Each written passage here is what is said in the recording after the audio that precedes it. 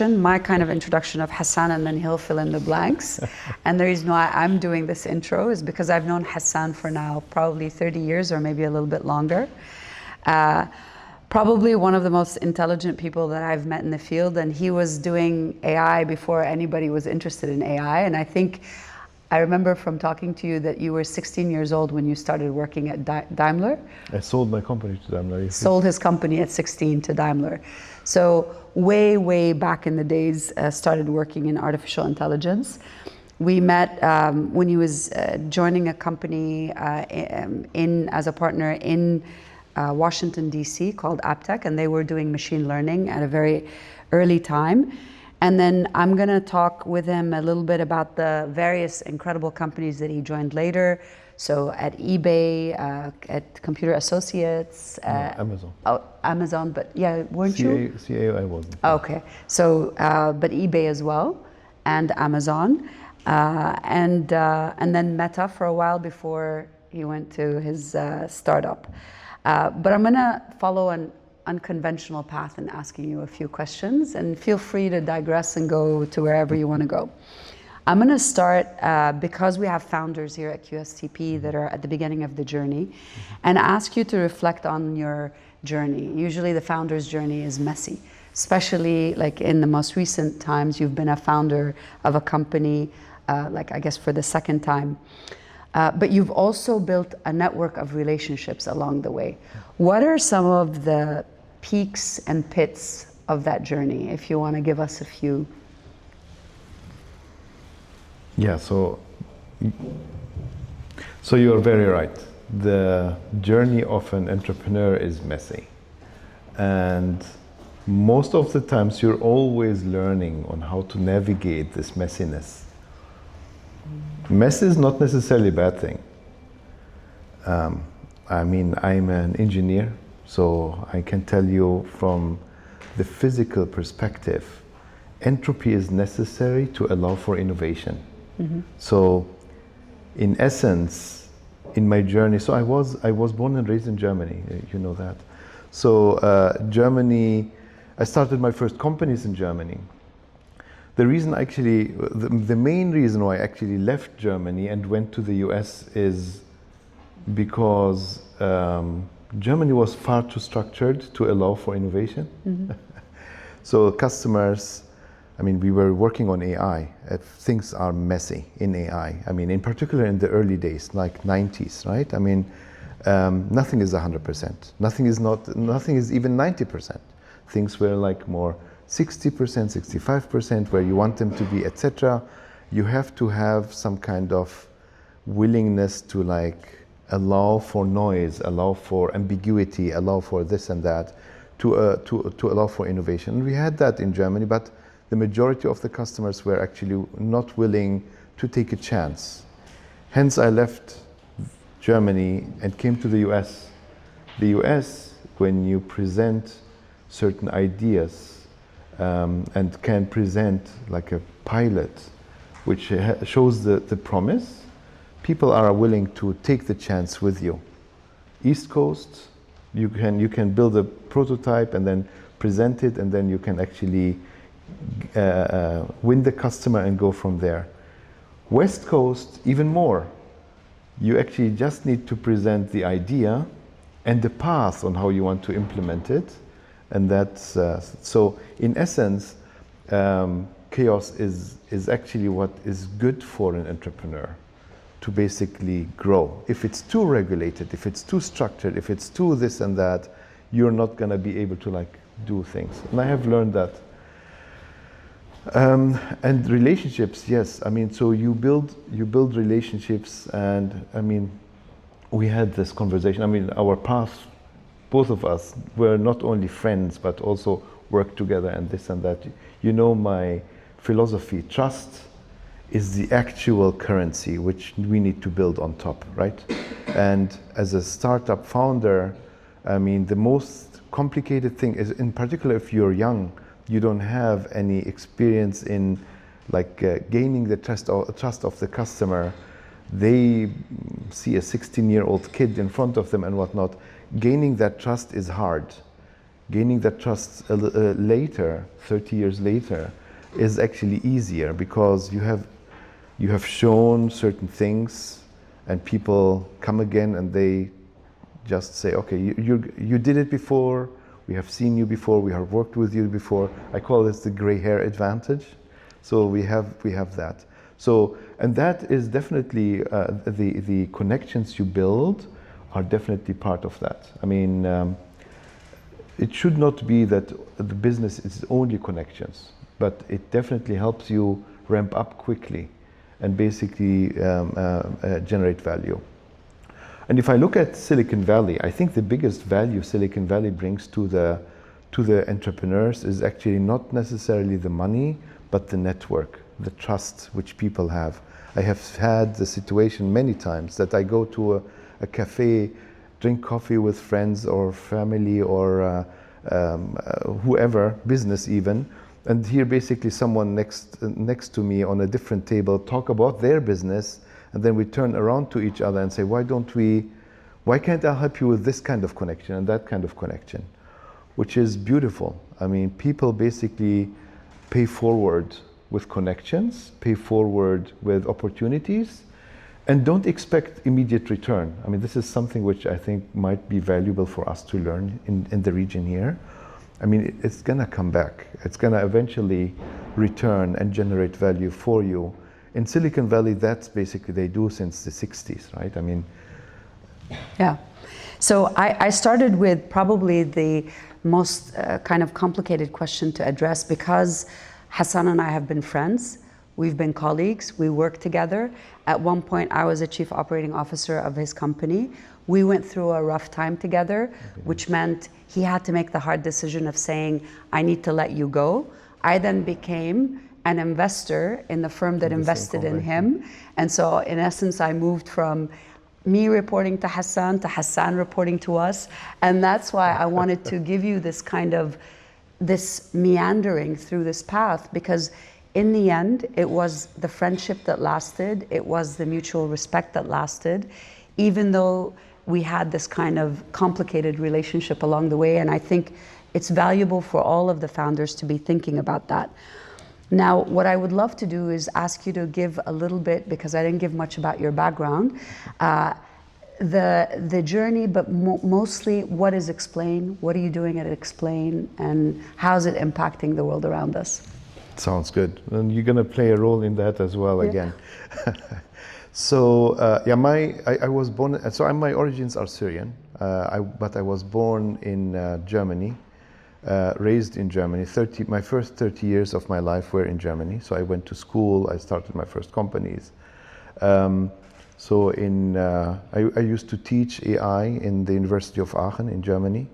Yeah, I had one company which basically in '98 I sold to Daimler, and they put us on not '98, what am I saying, '93 to Daimler, and they put us on hard tasks. That's where I got into AI actually. One of the projects was we needed to actually understand people when they write telex messages to each other, to act on it and do something for the airport so that the right belt is activated, we have enough wheelchairs ready for the people who need it, etc. So all these things were basically AI before AI was a thing as we know today. In 2004, I left Germany to the US sold one of my startups then to AppTech, which was on the East Coast in the DC area. And that's where we met. And then after that, I was in government business for a while, 9 years. I was doing business for R&D in government. So I worked with DARPA and build robots which understand language and stuff like that in early days. And then decided to go to Silicon Valley. I started the AI team at eBay. I was one of 5 co-founders which started the AI team at AWS.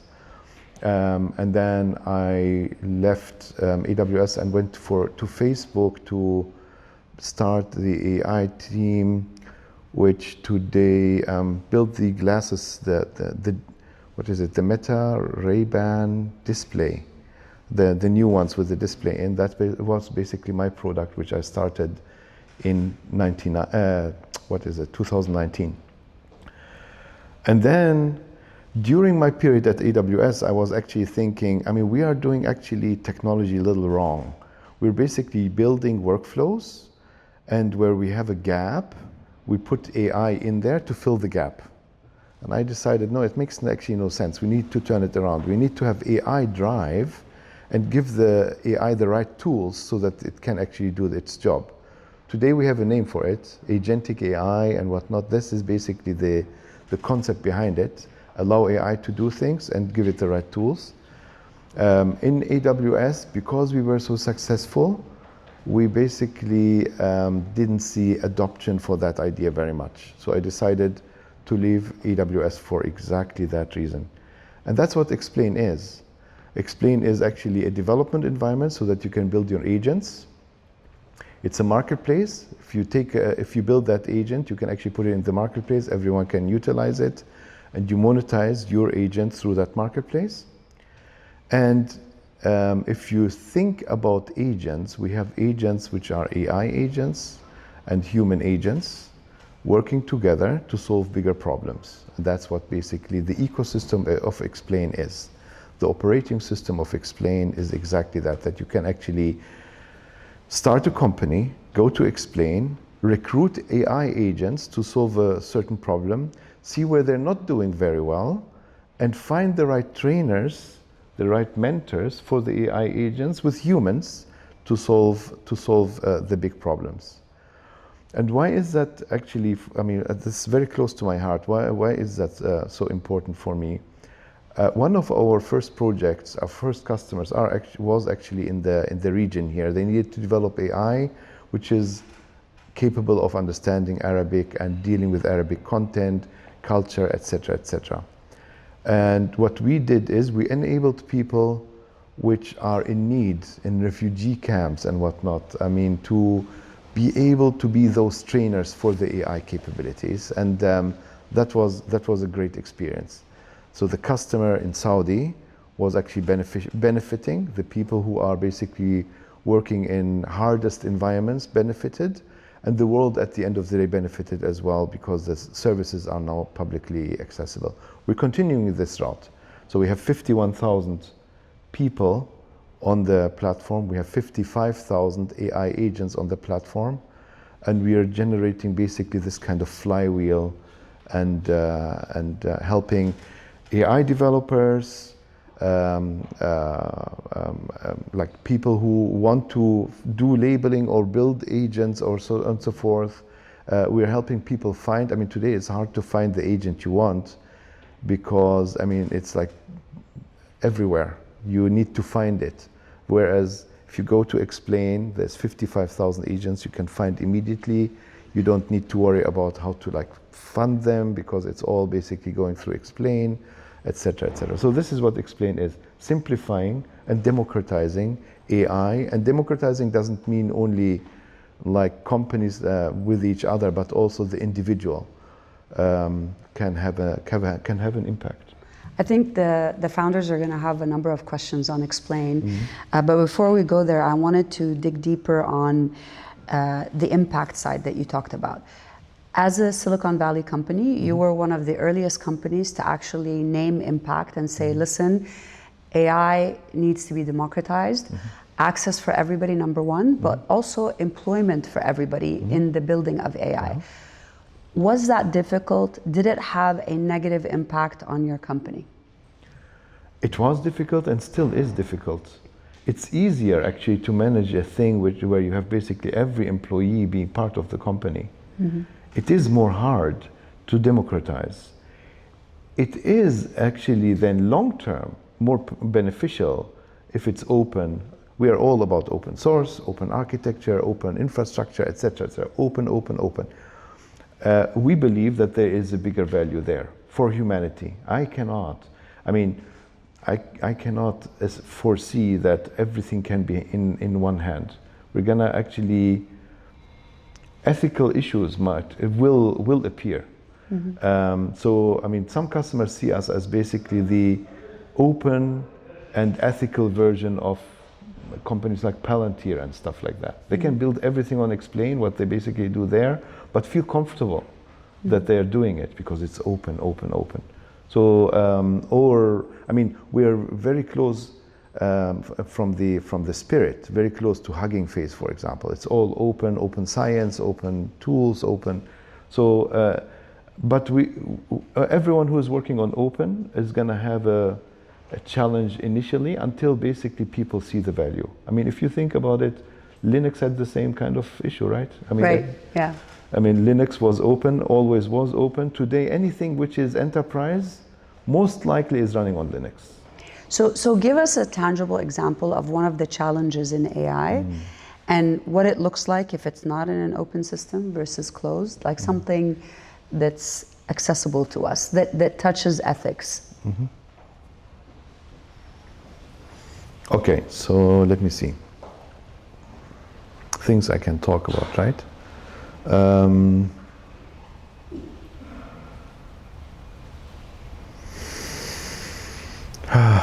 So, which touches ethics. So, in essence, if I need a solution to be developed, and I go to Explain, there might be components which are missing. If Explain was basically like a typical company, some sales, business development person is going to pick up that.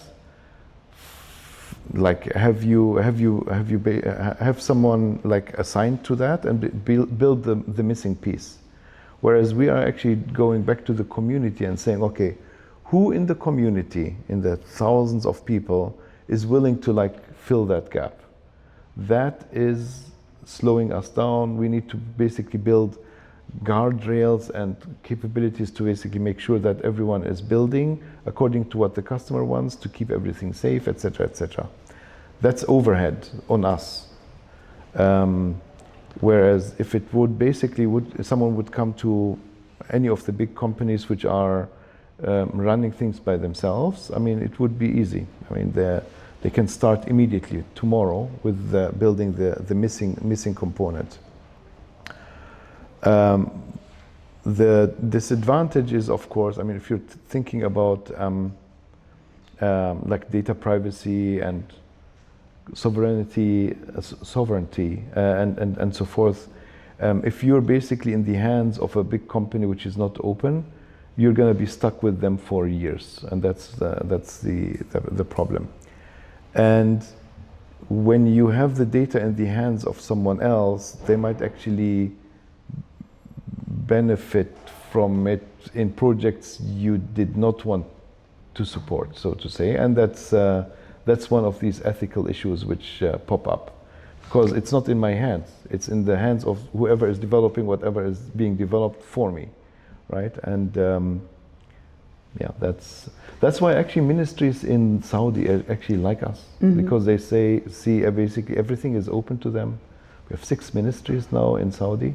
We have now in the UAE. Hopefully soon we can do some work here.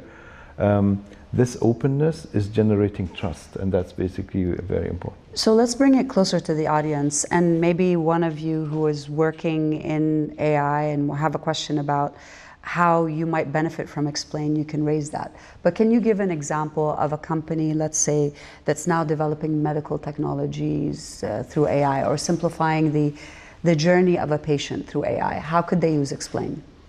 Okay. So, like, imagine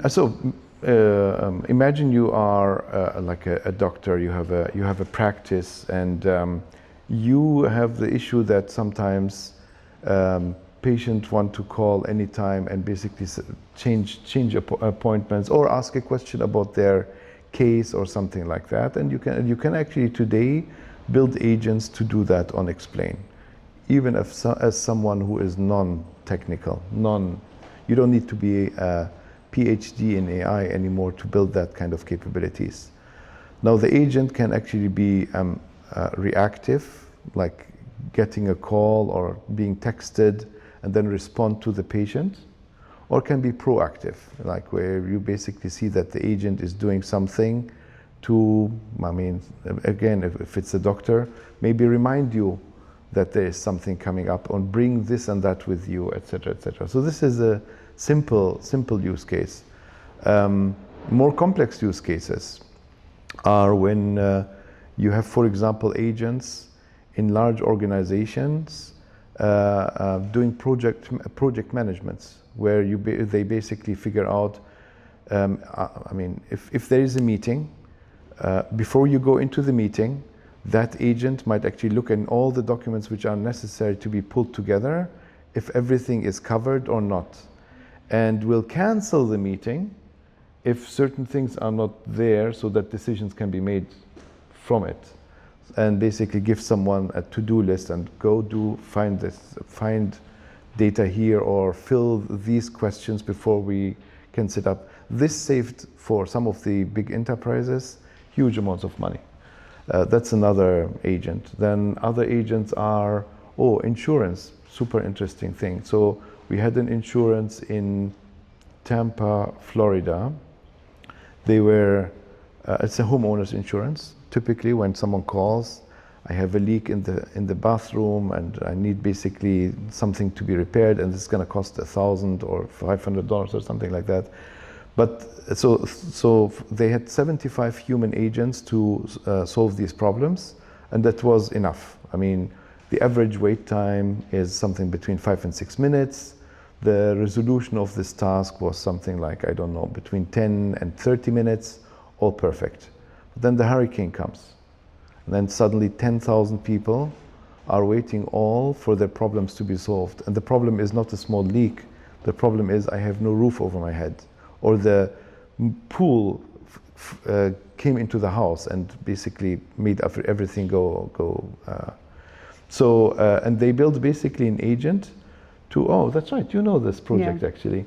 So they build an agent to pick up the phone conversations, converse with the customer, asking the customer maybe to take pictures of the roof damage, identifying the material of the roof, identifying the form of the roof, making basically a complete estimate about what it's going to cost to repair that roof.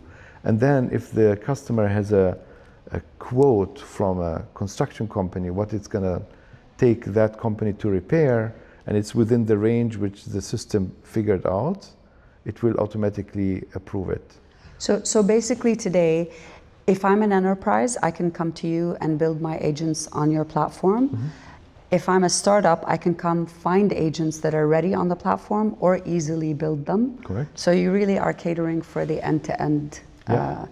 Wonderful. So I wanted to just turn the conversation a little bit, and maybe we'll go back to the utility of aiXplain, but talk to us about the investment journey. A lot of the founders are looking at raising funds. In general, how has it been like, and what's been the most difficult thing for you in terms of the fundraising aspects? Okay, so fundraising is a tough, hard thing. I mean, it's not, even if you are in Silicon Valley, by the way, where there's a lot of money everywhere, it's not a trivial process. So if a young entrepreneur starts and would come to me, I would actually give them the following idea. So first of all, the following thoughts. First of all, I mean, no idea is going to stay the same over the years. Pivots are going to be something you have to be accounting for. You're going to start today with the thesis. It's going to adjust over the next days, weeks, months. But you need to have a certain North Star which you want to tackle.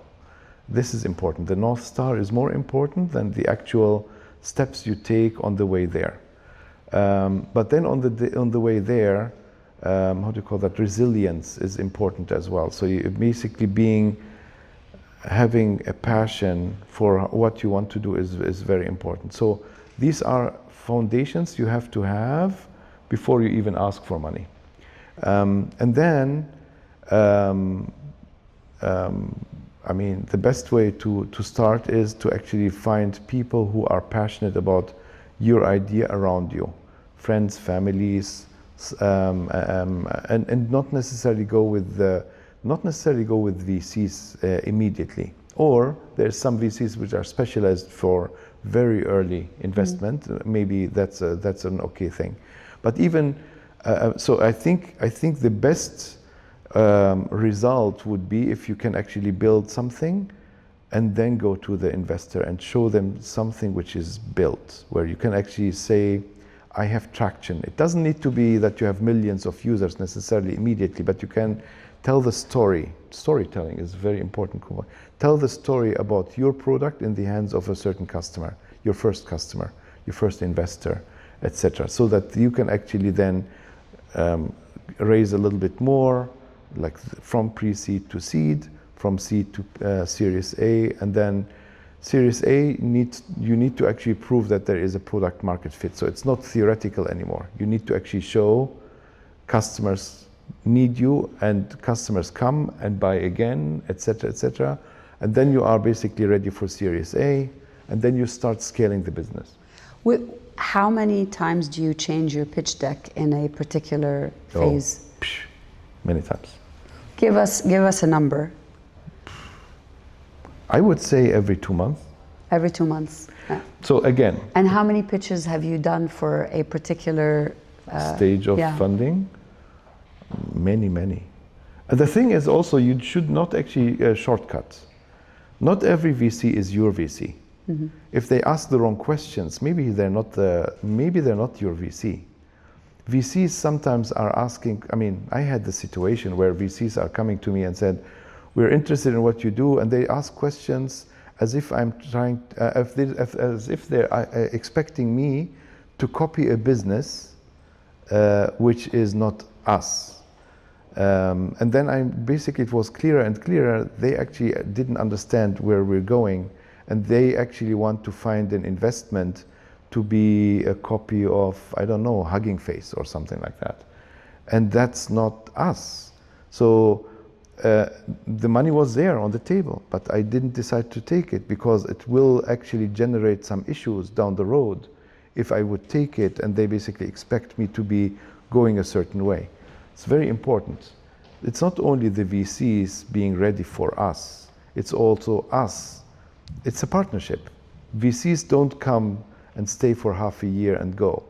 VCs are coming for 5 years, 10 years, and then they want to see basically things go a certain way. So it's a partnership, and you don't want this to go sour just because you are desperate for money. So this is actually an important piece. I mean, if I remember at one point when we were fundraising together for aiXplain, we had a list of 60 VCs, and we even exceeded that before you managed to raise the funding. So it's a long journey. Last question, how does your board play a role? Is it useful? Do you have advisors? Who around you helps you along the way? Yeah, this is actually very important. The board is gonna be is actually an important tool. And I have 2 boards. I have an advisory board and I have the actual board. The actual board is more helping me on the business side, financials, being basically my mirror, understanding what's going on from the business perspective, financials, etc., etc. The advisory board is my extended network to the world. They help me with opening doors and stuff like that. The board is important that you find the right people around to sit around the table with you.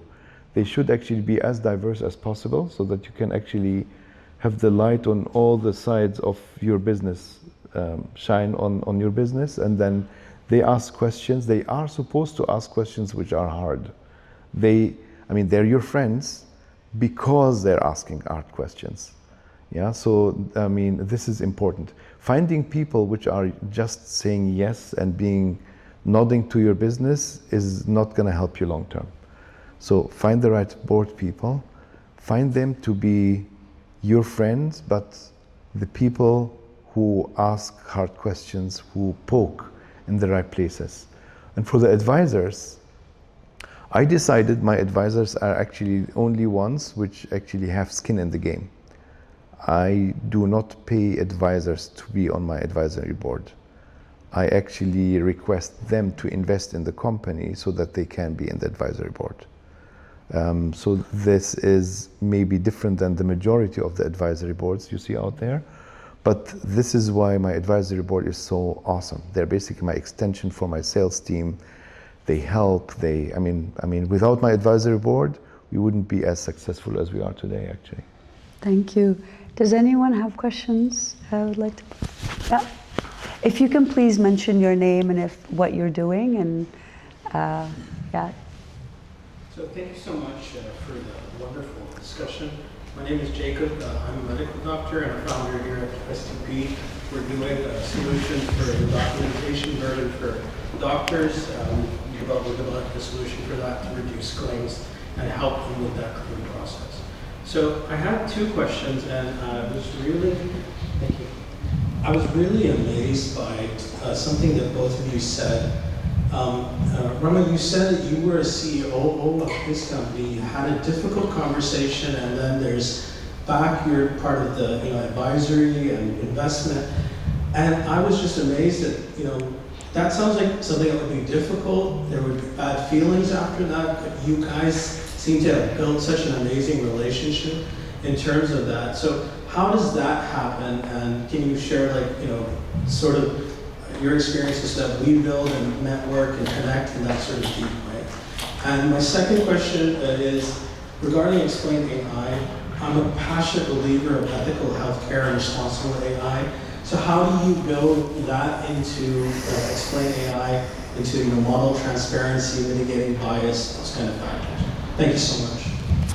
Thank you for the questions. As Rama said, we know each other for like decades, and there is a trust component which is there. So when we went, and startups go through, ups and downs all the time. And some of them are actually hard. So if there is this trust component, you can actually sit down together and say, with a cool mind, how that is. At that time, did I do that? And there's two ways of basically parting ways, right? Once I'm parting ways because someone was not doing a good job.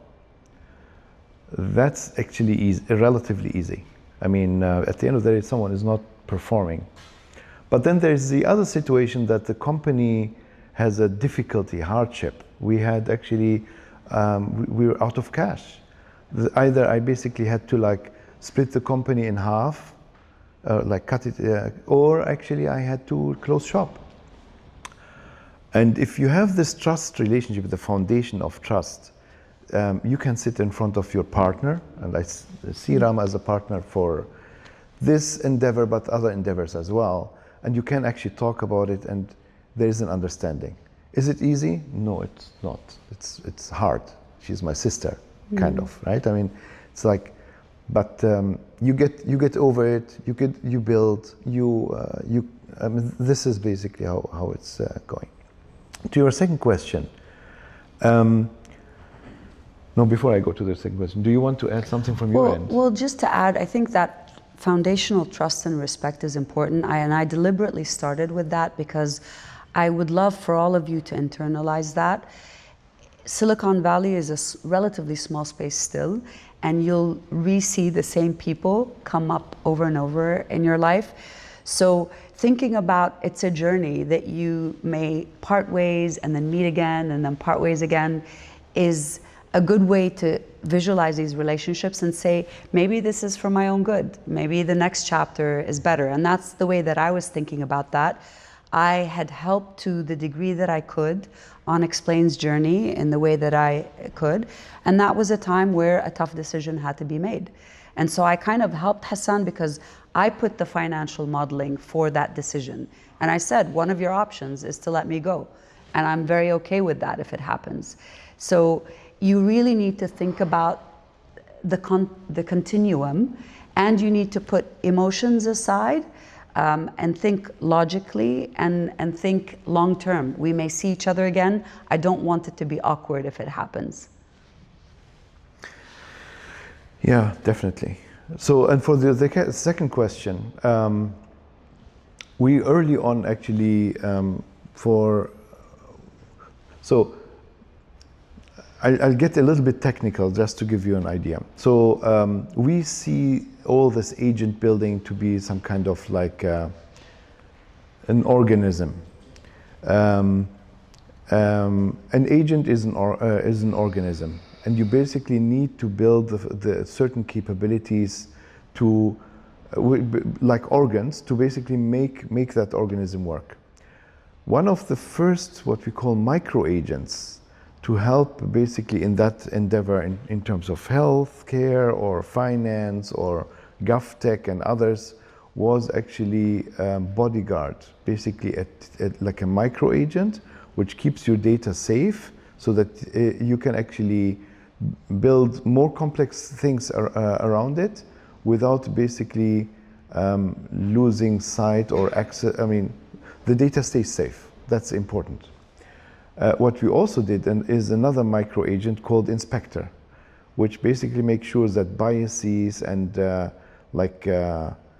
policies are not being hurt, etc., etc. So these are core capabilities where you build your agents on top. You define them or you recruit them. You can actually just go and say, I'm going to recruit a GDPR inspector or HIPAA or something like that. And then basically you don't need to worry about all the micro details about HIPAA while you're building the business logic. You can actually just make sure that your micro agent, your inspector, is HIPAA compliant. It's part of your team of agents, and then go from there. This is how we're trying to make things super easy for builders. And these builders, again, because we're making it that easy, they don't need to be an engineer and whatnot. Yeah, and then we have other things. So we have micro agents, we have agents, and then we have what we call meta agents. Some of these meta agents are helping you maintain the system to be the best possible.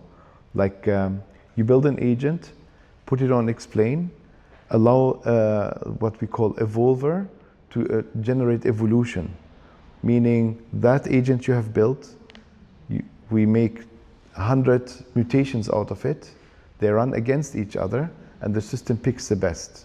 And then the next generation again, and then etc. When you see actually the system growing and improving, again, you don't need to be an engineer for that anymore. The system can actually do it for you, but it's super transparent to you on how it's done. So an engineer can always go in and poke and do and change and encode, but it can be done by a doctor, can be done by someone who is a finance person without AI experience, etc., etc. So this is how we're trying to resolve some of these points you mentioned. Thank you. Does that get your question? Anyone else? Yes? If you wanna, you can project. Yeah, okay. So first of all, thank you so much for the conversation. That was very insightful. I am Bishop. I'm part of QSTP. We're on the third floor. We're more of an e-wallet fintech solution based here in Qatar. My question to you is, to both of you actually, what did you find more of a headache to deal with on your journey? Is it more the technical side of agentic AI or innovation, or was it the bureaucratic financial hurdles that you have to go through? So on the one side, you're on the cutting edge of innovation and technical advancement. On the other, it's dealing with those investors and the board and raising money, seed, pre-seed. So in terms of your experience, from a personal perspective, what did you find harder to deal with? Thanks for the question. So from my perspective, I honestly, technical challenges are actually a pleasure to do for me. Because I'm an engineer, maybe, I don't know. I mean, but those are the ones which are most fun. But honestly, being pulled out of the day-to-day engineering work and thinking about it beyond is actually also very fulfilling. I mean, thinking about go-to-market strategy, thinking about the financials, etc., is good for you. What I thought was the biggest challenge is actually more the logistics around. I mean, fundraising is hard, That was one thing. Something which we don't think about it very much, in particular in younger years, is you're building a team. A company is called a company because it's a company of people, not because of technology you're building. It's called company. And in Arabic, the same, by the way. Right? So it's about the people. And we forget that. We think about the technology only and forget that as part of our responsibility of founders is looking at the people around you and growing them, making them be the next in line to take over. That was for me, as a young entrepreneur, hard. It's like, why? They're gonna figure it out. I'm mean, just let them. Now I'm actually investing in the people. For me, it is pleasurable to see the people which basically were part of my team, which came from the university, being head of product or being a thing where they can actually drive the business, and I can actually sit back and do. That's hard in the beginning, beneficial and very fulfilling later on. But the board, for example, I don't think this is actually, I enjoy actually talking to the board because, as I said, they are a mirror to me. I am so bogged down in my day-to-day business. I need someone from the outside to tell me, but did you think about X? So with the right board, it's a good experience. But something I am actually not enjoying is in the region here, the paperwork is a little bit more than what I experienced in Silicon Valley, for example. Yeah, so this is. Or we're sheltered from. Huh? Or we're sheltered from. We're sheltered from. I mean, I was going to mention that to your question of administration and overhead. You know, while Hassan was leading product development and AI, as a chief operating officer, I had all of the register in every state that we had employees in. I didn't feel anything because he took care of everything and I was But it was a huge burden in that sense, right? Yeah. So it's still the same as what you have here. It looks different. The tax structures and the issues are the same. And I would have loved to be with him on his side because I didn't like administrative work either. But part of building the team is finding people who genuinely enjoy it. There are people who love geeking out on paperwork and filing the right paper in the right place. So you have to really, assemble that family around you that complements each other and works at that same level of interest that you have. And I think this is another point that we didn't touch upon. When we first started the journey, Hassan had a skiing accident and he was in a cast with metals from across his leg. And he was taking calls 2 days after surgery and continued to do so across the way with investors, with everyone else. And I think it was a year of rehabilitation probably. But having a team that matches that level of intensity is important, otherwise it breaks. So when you gather people around you, you want to find their skill, you want to find their passion for the work, you also want to find the same level of curiosity.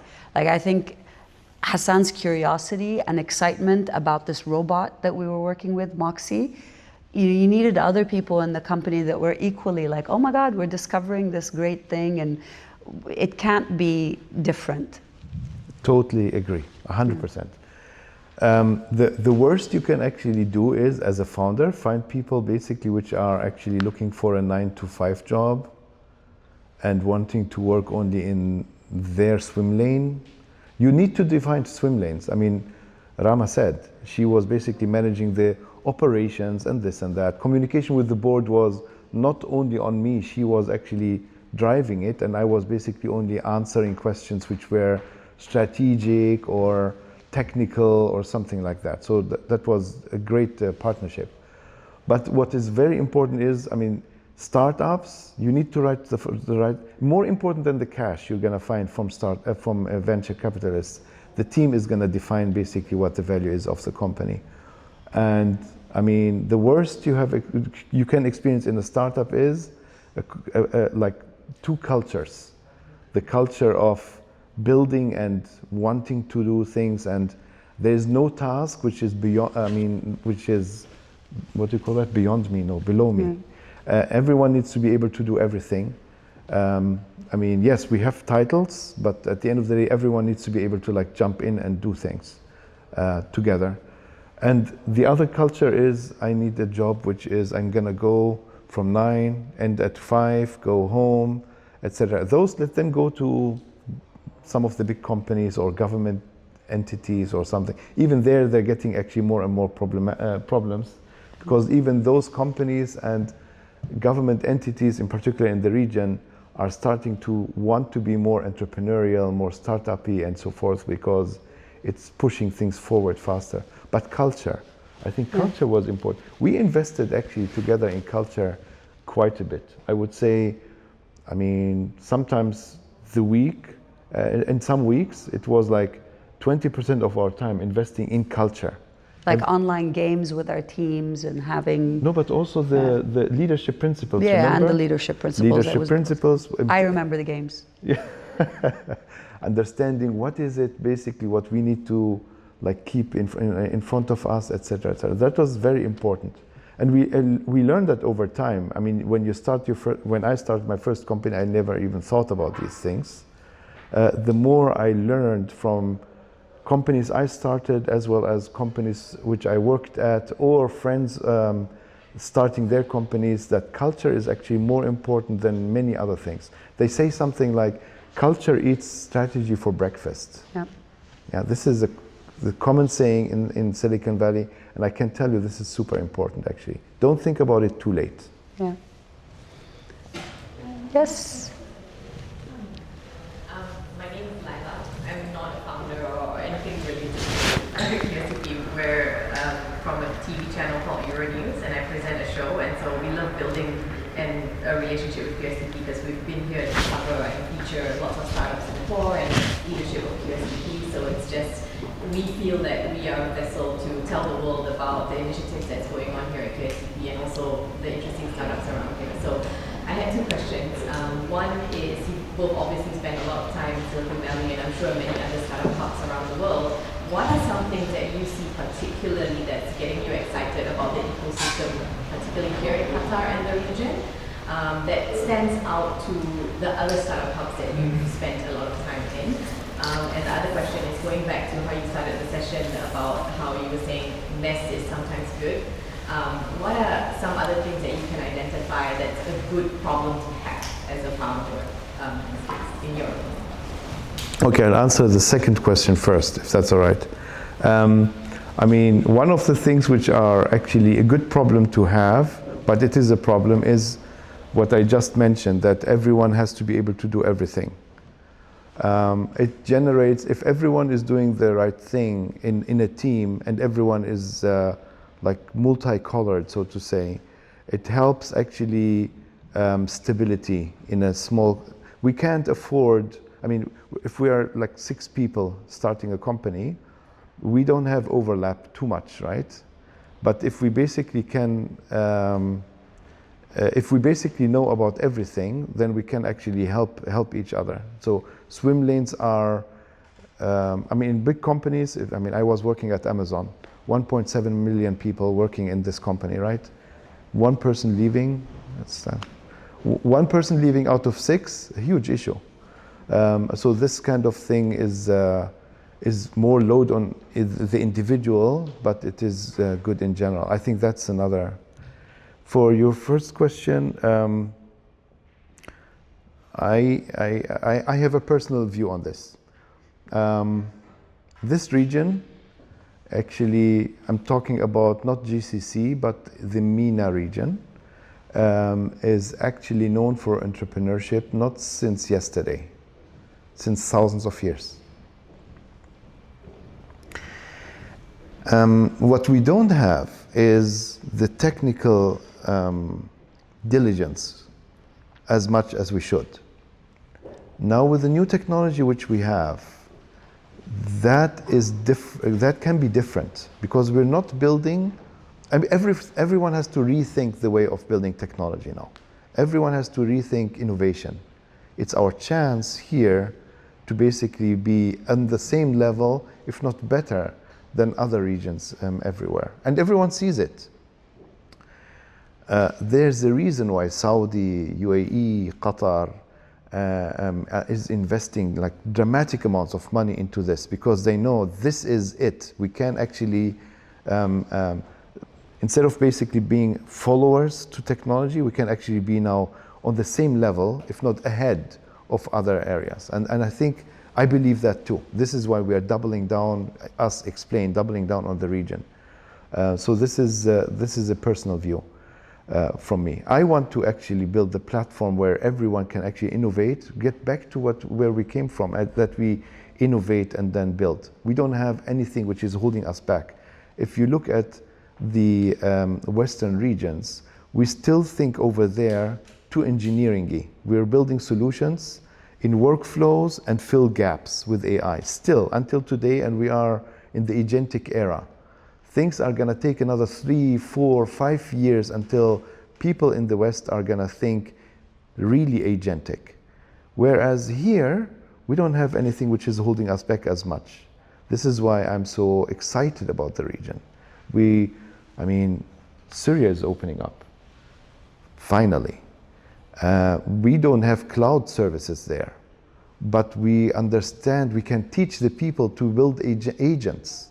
And you don't need cloud for that, not the same way like what we have in the West. So this is what makes it super exciting for me, and I believe that this is the time to doubling down, and the countries are doing the right thing by doubling down like they are. So this is, it's going to be a rebirth of entrepreneurship in the region, in my opinion. I don't know what you think. No, I agree 100%. We're going to do one last question with Moza, and then take a group picture with Hassan. So go for it, Moza. No, my question was that in the entrepreneurial space, you're saying about creating the team. And I feel sometimes when someone is passionate, it's all consuming. And then you have the people that you said are 9 to 5. But then when someone is passionate and it's all consuming, how do you balance the work-life balance with all of these? That's a good question. And we had this conversation many times actually. I think it's important to actually, Jeff Bezos said that work-life balance is one thing and work-life harmony is another thing. Honestly, when we started the company until today, actually, the team is loving working with each other. And even if they're private, they're together still, because they're happy, they're enjoying it. And then suddenly they're still talking about work, but they're enjoying it. So this is okay. If they can harmonize their life with the work, that's good. Of course, we have families, we have this and that, so we have to work-life balance is not going to be the same for each person. But we have to remind in particular, younger people, which don't know how to balance these two things together, or harmonize between the things together. We have to remind them. I can tell you that my head of product is a lady. She has 3 children. She has a PhD. And sometimes I text her, and she's in Silicon Valley, and then sometimes I text her requesting certain things here. For her, it's like 3 in the morning or something like that, and she responds. And I remind her sometimes, okay, you have 3 children, you have a husband, you have a home, you have but she loves it, and it's able to harmonize. So, and everyone, there is no one recipe, I don't think. Yeah, I agree. Thank you so much for spending time with us. Really appreciate it, and thank you all for joining us today. I hope this was useful to you. We'd love to take a group picture with Hassan. And happy to. Thank you. Thank you.